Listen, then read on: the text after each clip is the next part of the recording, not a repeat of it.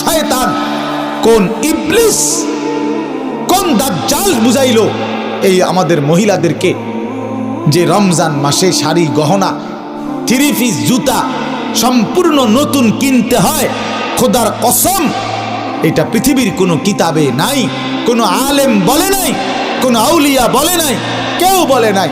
ইবলিস ছাড়া, শয়তান ছাড়া, দাজ্জাল ছাড়া আর কেউ বলে নাই। এটা দাজ্জালে বলছে, দাজ্জাল, শয়তান ইবলিসে বলছে।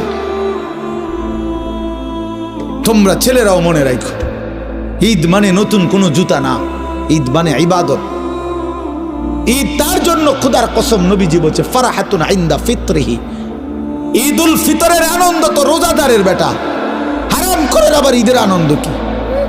সুদখোরের কোনো ঈদ নাই, ঘুষখোরের কোনো ঈদ নাই, মদখোর, নেশাখোর, ফুট্টাখোর, বাবাখোর, ডাইলখোর, হারামখোর, ইয়াবাখোর, এই সমস্ত অসভ্যের কোনো ঈদ নাই বেটা। তোর আবার কিসের ঈদ বেটা? হ্যাঁ, বেহায়া নারী, বেপর্দা নারী রাস্তার পুরুষকে হাইটা হাইটা নিজের শরীর দেখাইছে, নাটক, সিনেমা, নর্তকীর নাচ গান দেখছে টেলিভিশনে, এমন অসভ্য নারীর কোনো ঈদ নাই।